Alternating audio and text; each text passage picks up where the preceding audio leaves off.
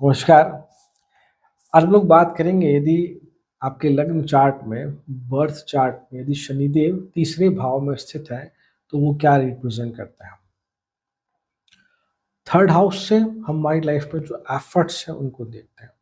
Efforts हर direction में, इसे हम लोग पराक्रम भाव भी कहते हैं।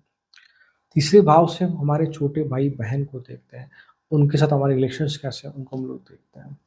थर्ड हाउस से हम हमारी राइटिंग स्किल या आप ऐसा कह लीजिए कि राइटिंग, ब्लॉगिंग जहाँ कहीं न कहीं हमें सोचना पड़ता हो और उस थॉट को हम लोग क्रिएटिविटी में कन्वर्ट करते हैं, वो सब कुछ हम लोग थर्ड हाउस से देखते हैं। हाँ, ये ज़रूर है कि fifth house is the house of creativity but उसका जो एग्ज़ीक्यूशन है, वो आपका थर्ड हाउस है। तो जैसे हम लोग कहते हैं ना कि कुछ पर्टिकुलर लोग एक अच्छे राइटर हैं, एक अच्छे ब्लॉगर हैं, एक अच्छे कम्युनिकेटर हैं, उसे हम लोग थर्ड हाउस से देखते हैं। तीसरा भाव आपका कम्युनिकेशन का भाव भी है। So third house is this one. और हमारे जीवन में जो छोटी-मोटी यात्राएँ हम लोग तीसरे भाव से देखते हैं। अब जब शनिदेव यहाँ बैठे हैं और Saturn is what a cold and dry planet और उसको आप ऐसा कहते हैं शनिदेव जिस भाव में बैठते हैं डेफिनेटली वहाँ हमें लाइफ में किसी न किसी एंड पे स्ट्रगल करना होता है।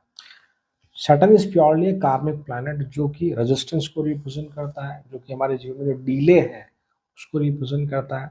और सही मैंने कहा कि ये एक ड्राई कोल्ड प्लैनेट है तो डेफ़िनेटली आपको उस पर्टिकुलर हाउस में कुछ न कुछ एक्स्ट्रा रिस्पॉन्सिबिलिटीज़ आपको ज़रूर कैरी करनी होगी इस जीवन में। कुछ एक्स्ट्रा कार्मिक ऋण है वहाँ आपके जुड़े हुए, जिन्हें आपको इस बर्थ में रीपे करना होगा।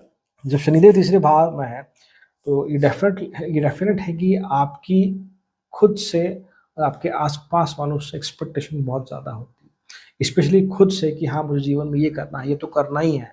That sort of thing is there. तो ठीक है, मैं इसको एज़ अ क्वालिटी मानता हूँ कि आपकी आपसे एक्सपेक्टेशन बहुत ज़्यादा है, फिर आप उसके हिसाब से अपने बेस्ट एफर्ट्स लगाते हुए देखे जाते हैं। आप कुछ उस प्रकार के हो सकते हैं कि जो खुद को क्रिटिसाइज़ करते हों।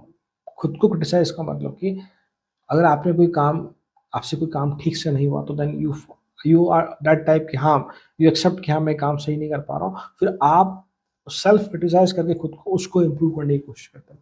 साथ ही साथ आप इस प्रकार के भी हैं कि अगर आप में कुछ आस-पास गलत होता हुआ दिखता है, चाहे वो फैमिली में हो, चाहे बाहर हो, चाहे अपने काम को लेकर हो, आप वहाँ डेफ़िनिटली क्रिटिसाइज़ करते हुए देखे जाते हैं।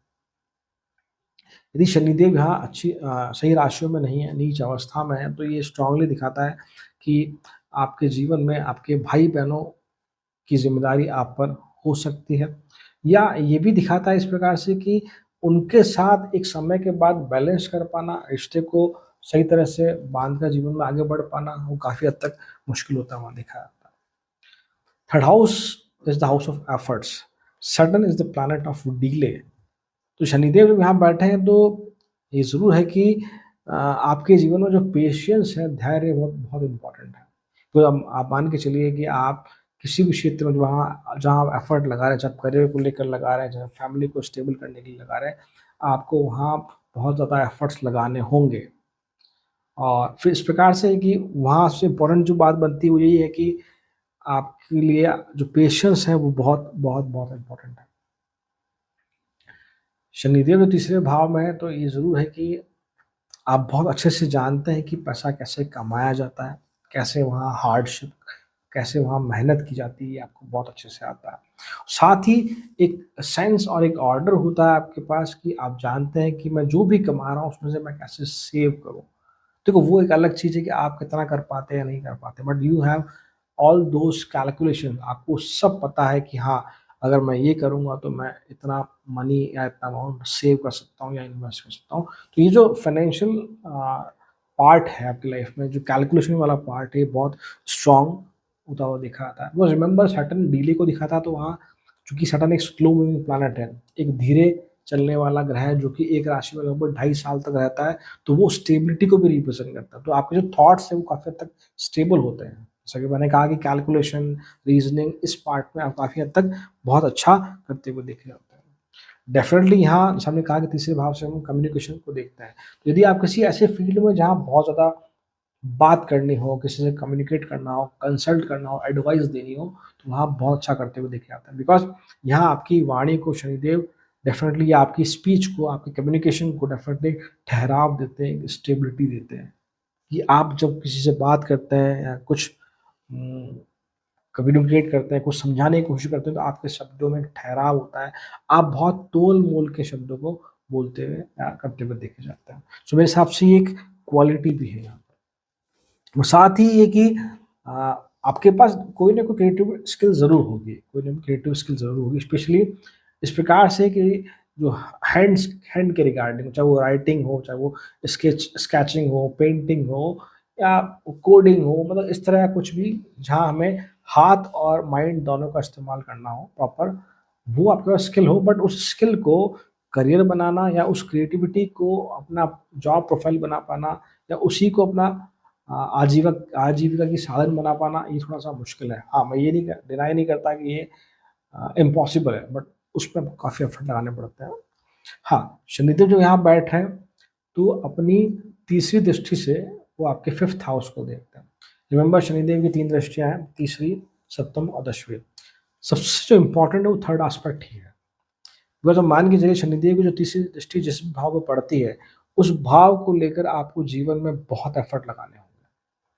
चाहे सडन आपके बर्थ चार्ट में एक्सॉल्टेड हो, चाहे वो डेबिलेशन हो, चाहे कितनी शुद्ध स्थिति में क्यों ना हो, आप ज़रूर चेक कीजिएगा, अगर उनका थर्ड एस्पेक्ट कहाँ पड़ रहा है, तो आपके बर्थ चार्ट में वो पंचम स्थान पे पड़ रहा है। इट मीन्स कि देयर इज़ अ पॉसिबिलिटी कि थोड़ा-सा एजुकेशन में डिले हो या प्रॉब्लम हो, ये पॉसिबिलिटी है।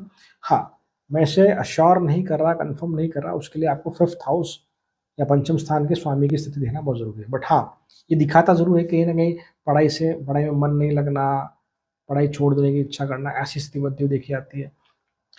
खासकर संतान पक्ष बच्चों को लेकर या उनकी ज़िम्मेदारी को लेकर जीवन में काफ़ी दिक्कतें होती हुई देखी जाती है। उन्हें कैसे बड़ा करना, उनकी अपब्रिंगिंग को लेकर आपकी लाइफ में आपको काफ़ी प्रॉब्लम फेस करनी पड़ सकती है। और सही मैंने स्टार्टिंग में कहा आपको कि जो भी आपके पास क्रिएटिविटी है, अगर आप उसको अपना करियर बना लेते हैं, तो it is well and good, but साथ में ये भी है कि उससे करियर बना पाना थोड़ा-सा मुश्किल है यहाँ पे। बट आई विश आई मैं चाहूँगा कि डेफ़िनिटली आप अपने क्रिएटिविटी पे एफर्ट्स लगाएँ, ताकि आप उसे अपना करियर ऑप्ट करें, बिकॉज़ यहाँ शटलिंग का अपना रोल है कि डिले करेंगे, बट धीरे-धीरे चीज़ें आपकी लाइफ़ में मैच्योर होती हुई देखी जाएगी और उससे जो आपको रिज़ल्ट मिलेगा, वो बहुत एक्स्ट्राऑर्डिनरी होगा, आप ये कह सकते हैं। सो ये एक छोटा-सा एनालिसिस था मेरा concerted in the third house.